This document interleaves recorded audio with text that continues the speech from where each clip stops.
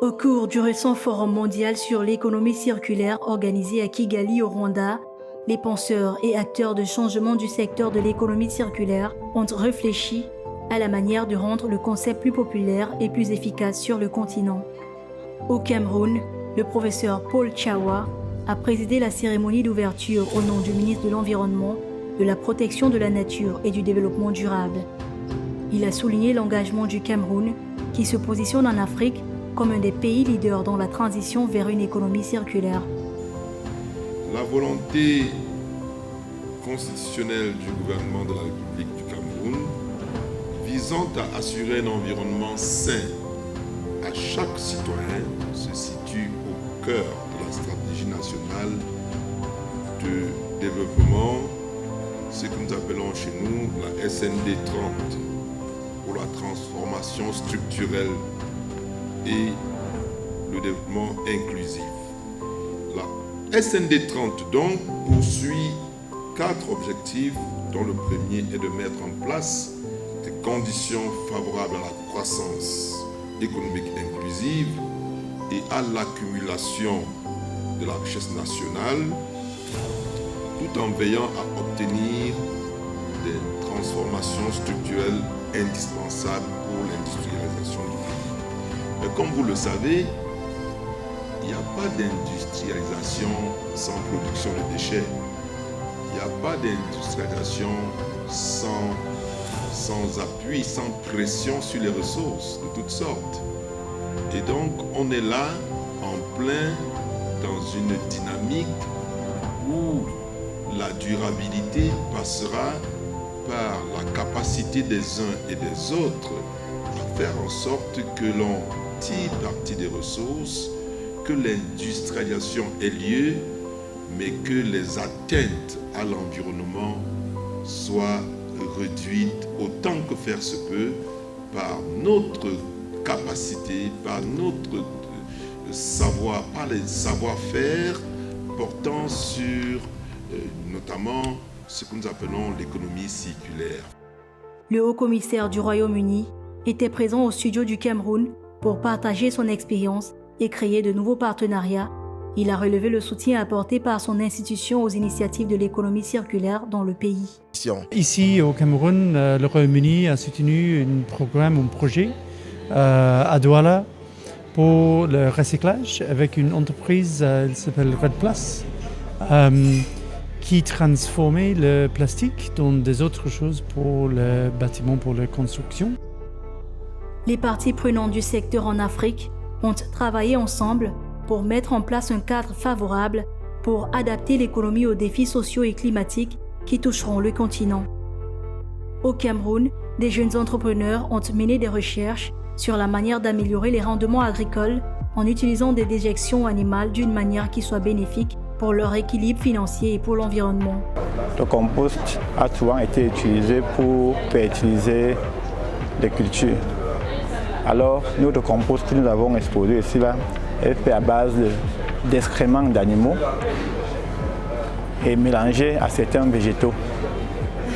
L'ensemble, après fermentation, nous donne un produit final qu'on appelle bien évidemment le compost et qui est utilisé pour fertiliser les cultures. Aussi, nos travaux nous ont fait comprendre qu'on pouvait aussi l'utiliser pour protéger les plantes. C'est pour ça que certains extraits de compost ont été faits et ces extraits ont montré des activités fongicides face à un microbe qui attaque le maïs qu'on appelle Helminthosporium pseudocycum, qui est l'agent pathogène responsable de la maladie qu'on appelle l'helminthosporiose. De jeunes architectes, soucieux de trouver des solutions innovantes au Cameroun, ont développé des solutions locales en utilisant la science du design pour construire des bâtiments adaptés, moins coûteux et respectueux de l'environnement. Oui, l'architecture, c'est un métier de synthèse. Et quand l'architecture rencontre l'économie circulaire, il est question de pratiquer une architecture circulaire et dans notre cas, une architecture autonome. Donc on s'assure de combiner les différents pans de l'économie circulaire à travers le bâtiment. La gestion des déchets à domicile, pour que seuls les déchets plastiques soient sortis de la maison, par exemple. On va faire les biodigesteurs pour le biogaz ou bien l'électricité On va faire les étangs, par exemple, pour arroser les plantes. On va s'assurer qu'il y a perméabilité. Ces plantes-là vont modifier le microclimat. On a des matériaux localement trouvables qui sont biosourcés et utilisés avec un parcours qui réduit la quantité de carbone qui est dépensée pour la création de ces bâtiments-là. Et aussi on utilise des matériaux ignorés comme le vent et le soleil qui permettent la ventilation naturelle et l'éclairage naturel, cela permettant dans la maison d'être éco-responsable. L'énergie verte occupe progressivement le devant de la scène. Au Cameroun, les ingénieurs adaptent la biomasse en utilisant des déchets de bois, la sciure de bois et les déchets agricoles organiques combustibles pour créer l'énergie.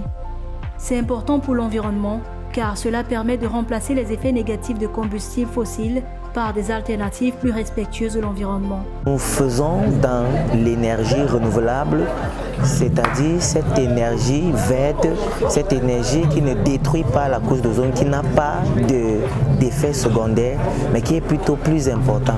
Donc nous recyclons les déchets, que ce soit les déchets de porc, de bœuf, les déchets de cuisine, tout type de déchets organiques, et nous les transformons pour produire et ressortir du biogaz.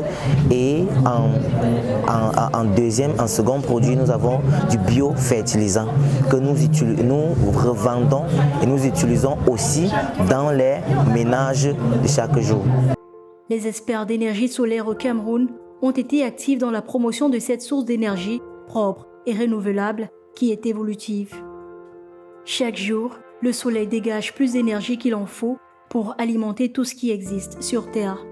Outre les faibles coûts d'exploitation, aucune émission nocive n'est rejetée dans l'atmosphère lorsque l'électricité est produite par des panneaux solaires. Nous faisons des installations off-grid, hors réseau, des installations solaires, mais aussi on s'est très intéressé au froid solaire où nous récupérons l'énergie du soleil, photovoltaïque et thermique pour produire du froid, pour la meilleure conservation des vaccins, des aliments, des produits pharmaceutiques.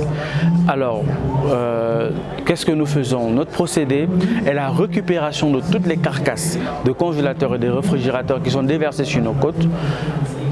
Nous récupérons les gaz nocifs comme le CFC qui peuvent être 12 000 fois plus résistants dans l'atmosphère que le CO2 et nous intégrons notre technologie brevetée à l'OAPI dans ces vieilles carcasses pour rendre des congélateurs tout neufs, solaires, qui n'utilisent pas d'électricité du réseau et qui peuvent fonctionner 24 heures sur 24 sans batterie. Une plante étonnante comme le bambou joue un rôle important dans la régénération des systèmes naturels. En tant que matériau polyvalent, le bambou est utilisé pour fabriquer divers articles, comme l'explique cet expert en bambou. Nous avons développé un certain nombre de produits à base de bambou de Chine, qui va des savons noirs au charbon de bambou, en passant par les crèmes anti-vergetures au bambou, les thés de bambou, les chocolats noirs aux extraits de bambou, le charbon écologique de bambou. Et plus récemment, nous avons développé le biochar de bambou. Le biochar de bambou qui peut donc être utilisé comme biofertilisant pour la production agricole. Et ce biochar va donc comme ça permettre aux petits agriculteurs d'accéder à une source d'engrais naturels à bas prix sur le marché et puis aussi à une source de fertilisation durable de leur plantation et pour de meilleurs rendements. Au Cameroun, les parlementaires sont conscients du rôle qui est le leur pour favoriser une transition juste vers une économie circulaire pour augmenter leur influence sur la scène nationale et internationale. La majorité des participants, c'est la jeunesse. Si c'est la jeunesse, ça dit tout. Ça veut dire qu'ils sont sensibilisés sur le fait que l'économie circulaire ou alors que les déchets peuvent constituer une source de richesse qui, ma foi, reste jusque-là non exploitée.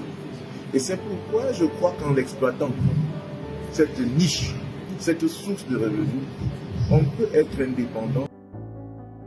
Le modèle de l'économie circulaire consiste à utiliser des méthodes de régénération et de réutilisation des composants d'un produit pour prolonger son cycle de vie. Ce modèle recrée de la valeur et utilise des matériaux et de l'énergie peu coûteux et facilement disponibles. Des pays comme le Tchad et le Gabon ont besoin d'aide et de formation pour rendre le concept plus efficace. Le Cameroun aujourd'hui est comme un leader sur le plan de l'Afrique centrale. Voilà. Et si nous pouvons essayer de voir dans quelle mesure prendre ce qui est ici au Cameroun, les exemples qui sont ici au Cameroun, parce qu'ils sont plus avancés que nous au Gabon, et je crois qu'ils pourront être devant, nous montrer comment les choses se passent, et nous, c'est juste implémenter. Il y a un adage qui dit que nous ne faisons que faire ce que les autres ont déjà fait. Parler de la réussite de l'économie circulaire au Tchad, c'est aller trop vite au besoin, puisque nous venons d'apprendre cette nouvelle approche ici au Cameroun. Donc la réalisation n'est pas encore à point nommé pour parler réellement de la réussite au Tchad. Nous sommes qu'à notre début. Oui, ça inspire vraiment un grand modèle. Donc je suis venu m'inspirer de tous ces modèles-là pour pouvoir prendre toutes les photocopies possibles de ce qu'on vient de passer au niveau du Forum mondial de l'économie circulaire au Cameroun en studio, pour rapporter ça dans mon pays afin de pouvoir implanter réellement l'économie circulaire au Tchad. Le studio de Yaoundé a été l'occasion d'explorer des thèmes majeurs pour le développement de l'Afrique, dans lesquels la circularité pourrait jouer un grand rôle. Les participants ont beaucoup appris de ces sessions. Nous avons eu des panels riches au niveau des invités. Nous avons eu des intervenants venant de l'administration, des institutions, qui nous ont apporté le cadre réglementaire lié à la question de la transition de l'économie linéaire vers une économie circulaire. Nous avons eu également des entrepreneurs qui sont venus partager leur expérience sur la question. Nous avons eu également des investisseurs qui sont venus nous dire en fait quelles sont les opportunités que nous pouvons tirer au niveau des matières résiduelles liées au management des déchets. Nous avons également eu une série vraiment d'ateliers et de sous-ateliers qui ont été tous enrichissants. Bon. Organisée pour la première fois sur le continent africain, l'impressionnante mobilisation du studio camerounais a mis en évidence l'importance de l'inclusion africaine dans la transition vers l'économie circulaire. Les représentants des gouvernements locaux sont venus de plusieurs villes du pays pour apprendre, partager et créer de nouvelles connexions. Félicien Liwouvou, directeur général adjoint des écosystèmes marins, a déclaré que le Gabon était prêt à travailler avec d'autres pays de la sous-région pour mettre en œuvre des activités d'économie circulaire. J'ai appris par exemple qu'il y a pas mal de personnes qui se sont déjà intéressées au segment qui concerne la gestion des déchets on va dire déchets plastiques particulièrement. Et j'ai été émerveillé par l'exemple de Namé Recycling, voilà, qui est une entreprise localisée ici qui est déjà produit, recycle, collecte, recycle du plastique pour être utilisé à d'autres fins utiles.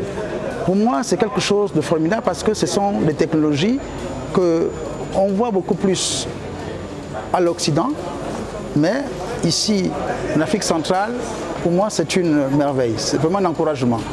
Le ministère de l'Environnement, de la Pêche et du Développement durable du Tchad était représenté par Mme Djerang Chanklar, responsable de la commission de réforme du droit de l'environnement au Tchad. Elle a exprimé sa gratitude envers les organisateurs en rapportant les leçons apprises chez elle pour faire avancer l'agenda de l'économie circulaire au Tchad.